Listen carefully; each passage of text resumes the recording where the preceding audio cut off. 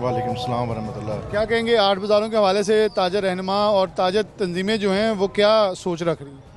Doctor साहब आपकी मेहरबानी, आप तशरीफ़ लाए। गुजारिश ये है कि हमने हर लिहाज से इंतज़ामिया के साथ तावन किया, उनकी बात को अप्रीशिएट किया कि आप फैसलाबाद की तरक्की के लिए, फैसलाबाद की फलाह बहबूद के लिए काम कर रहे हैं। लेकिन मैं वाज़ेह तौर पर ये बात कहना चाहता हूँ कि उन्होंने हमारे साथ 2 नंबरी की।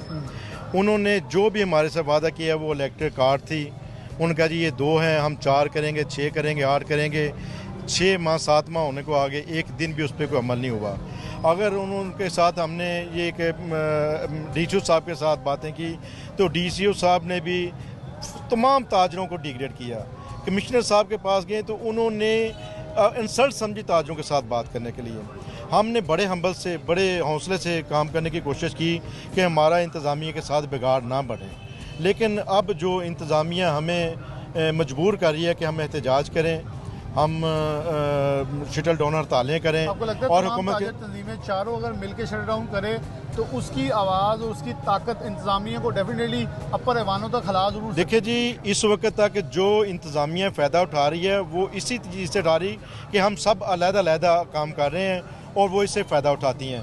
अब हमने अगले दिन भी बली साहब के ऑफिस में शाहरजाद सिक्का ग्रुप का, अलाइड ग्रुप का और सुप्रीम का ताजरान का अजलास हुआ है। हमने एक इत्तेहाद किया है और इंशाअल्लाह हमारे कायद शाहरजाद सिक्का साहब इसको आज या कल फाइनलाइज करेंगे।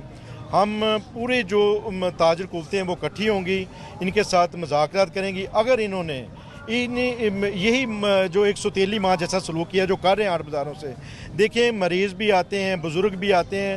8 बाज़ारों में वीरान हो चुका है। गेट लगे पहले 2 से 3 वाक़यात होते नहीं जी, ये अगर गेट लगाएंगे तो ये ताजरों की लाशों से आगे जाके गेट लगाएंगे। हमारी हयाती में अगर हम जिंदा रहे तो ये गेट नहीं लगा सकेंगे। जो हमने इनके साथ करना था, मैं मुस्लिम लीग नून का भी अहदेदार हूँ, मुझे नहीं समझ आती कि कौन से ऐसे लोग हैं जो जेब बना रहे हैं, स्कीमें बना रहे हैं। ब्यूरोक्रेसी क्या करना चाहती है? मैं तो कहूँगा कि ब्यूरोक्रेसी इनकी हुकूमत को फ्लॉप करना चाह रही है। और ये जो दुकानदार हैं जिनके साथ ये सलूक हो रहा है, क्या ये हुकूमत वक्त को वोट देंगे? मैं बरबला ये कहता हूँ, मैं मुस्लिम लीग नून का city general secretary labour wing का, लेकिन जो हालात हो रहे हैं मैं हुकूमत वक्त से भी अपील करूँगा, वज़ीर आला से भी अपील करूँगा, वज़ीर आज़म से भी अपील करूँगा, खुदारा इस ब्यूरोक्रेसी की जान छोड़ें, अपने दिमाग से काम करें। ये लोग आपको आगे आने की स्कीमें नहीं दे रहे, ये आपको तबाह बर्बाद करने की स्कीमें दे रहे हैं। और ये हमारे कायद शाहरजाद सिक्का साहब का, हमारे अंजमन ताजरान यंग ट्रेडर सेल नियाज तूर साहब का और बली साहब और जो जितने भी हमारे सरबराह हैं, ये हमारा फ़ैसला है कि ना हम 8 बाज़ारों में गेट लगने देंगे।